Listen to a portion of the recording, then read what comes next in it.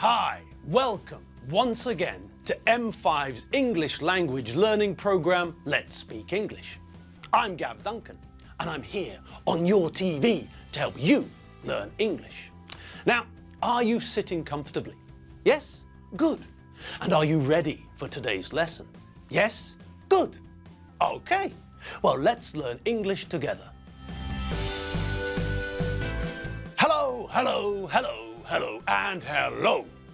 How are you all today? Are you all feeling fine? Are you all ready for the week? Did you all have a great weekend filled with fun and exciting things? Well, let's hope so. Well, the weekend's behind us now, and that means one thing, doesn't it? Yes, that's right. That means that today's Monday, and this week, week 55, is the last week of the, what is it? Mega Revision, Part 2. So, are you all ready for this, the last week of our second Mega Revision? I hope you are, because we're going to start in a moment. But, first things first, where are the animals? They're not here. Well, where are they? They're outside. Well, that's handy. That's very useful. So, this is quite a clever solution, isn't it? Now, out in the garden, Gusti can dance about like a mad thing as much as he wants, and it won't bother our lessons at all. Good. And if Margot is out in the garden sleeping, then she won't block the TV screen, which is also good, isn't it? And Nigel, well, if he's outside in his rabbit run, you know, that frame in the garden where he can run about but still be safe under some chicken wire. Okay then, so we're all here, you're all there, the animals are all outside, dancing, sleeping and making noise. And that's great, isn't it? Okay, so they're out there and we're in here. And it's time for us to get started on today's revision session. So, here we go. All right then, let's get on with the show. Nigel has come in and replaced, what's his name? The fish thing. What was his name? Glenn. Glenn. Okay. So we finally found a replacement for Glenn the goldfish. Nigel the guinea pig. Hello, Nigel. Great. It's great to have Nigel on the team, isn't it? He looks like a really fun guinea pig. Much better than that boring fish. What was his name? Godfrey. Something like that. It began with a G, I remember. Maybe it was Jeffrey. Ah, who cares? Nigel's a member of the team now. So it must be time for us to get started on today's lesson. Are you all ready? Yes? Nigel? Are you ready, Nigel? Yes? Great. Okay then, let's make a start. Now, this week we're going to have a look at a new tense. Yes, I know! How exciting is that? Yes, I bet a whole load of you have crashed your pants at the thought of us learning about another tense. And yes, it's terribly exciting. But before we dive into the wonderful wet world of English tenses, let's just have a look at two sentences which mean the same thing. Two sentences with something that we saw last week. I was waiting for the bus. Mary Benchfield rode past me on her motorbike, doing a wheelie.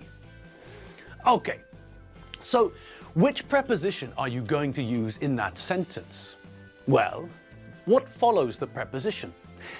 It's a verb, isn't it? And what does that tell us? That's right. We can see from the sentence that we're talking about two things happening at the same time. And the fact that the preposition is followed by a verb tells us that the correct preposition is while.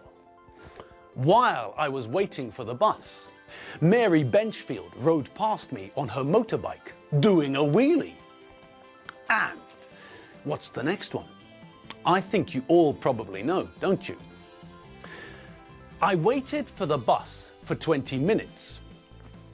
That time, Mary Benchfield rode past me on her motorbike, doing a wheelie. Yes, this time, although the meaning of the sentence is the same, the preposition is followed by a noun, which means what? That's right. This means that the preposition must be during. Good. I waited for the bus for 20 minutes. During that time, Mary Benchfield rode past me on her motorbike doing a wheelie. Excellent. Well done. And well done, Mary. I can't do wheelies. Mary's much better at riding a motorbike on one wheel than I am. Okay, so on to the new tense. And we're going to start studying the new tense by looking at the sentence we used just a minute ago.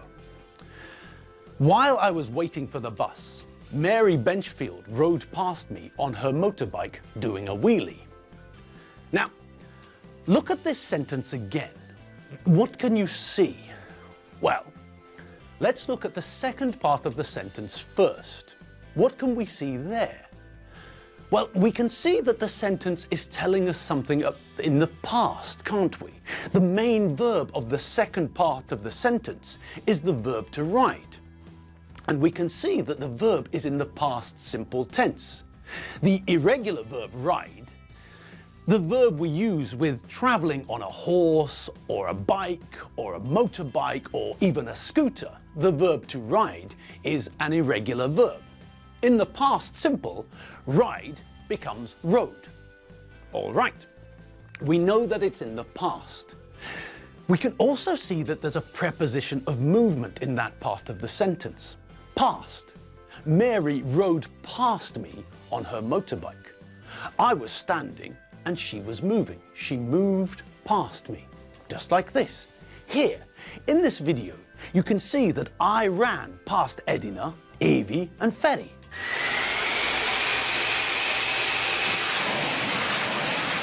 Okay, so we understand the idea of to move past something.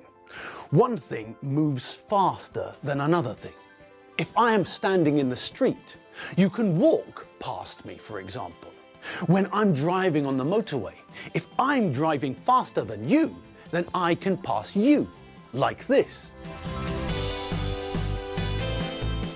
So, we know that either I was standing still or I was moving more slowly than Mary, because she passed me. She moved past me. She rode past me. We know that we can use the verb to pass, or we can use the preposition to say that we moved past something. All right. We also know that Mary can do tricks on her motorbike. She can do wheelies. She can move, balancing on the back wheel of her motorbike. But that's not important right now. What is important right now is the front part of the sentence, the first part. Let's have a look at that part of the sentence. Okay, now look at the first part of the sentence. While I was waiting for the bus. Okay, so we can see that we're using the preposition while, and we know why we're using the preposition while. We're talking about two things happening at the same time. But have a closer look at the next part. I was waiting. Well, we've seen all of those words before in English, but we've never seen them together like this, have we? No.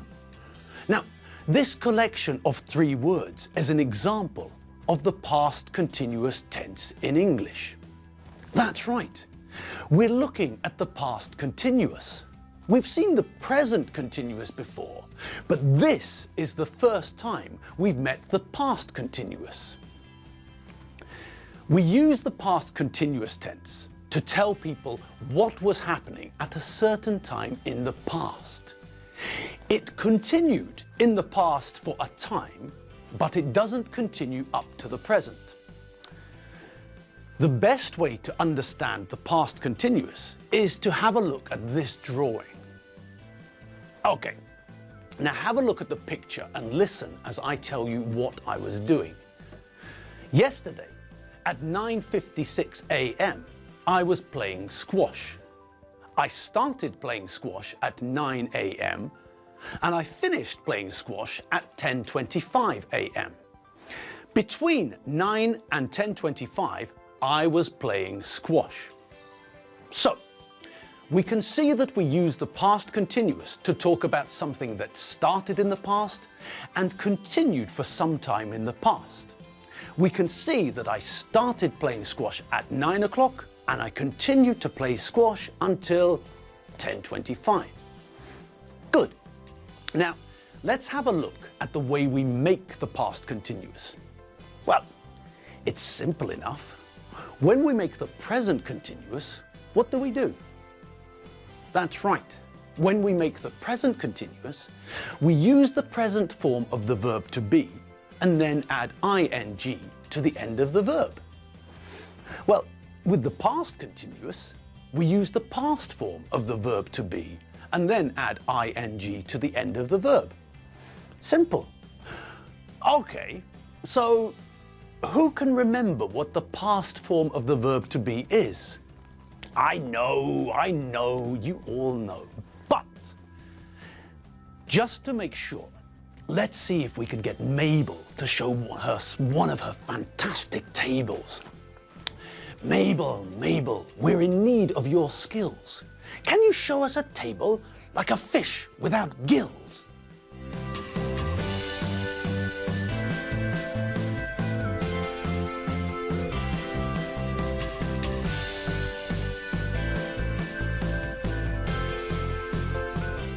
Great!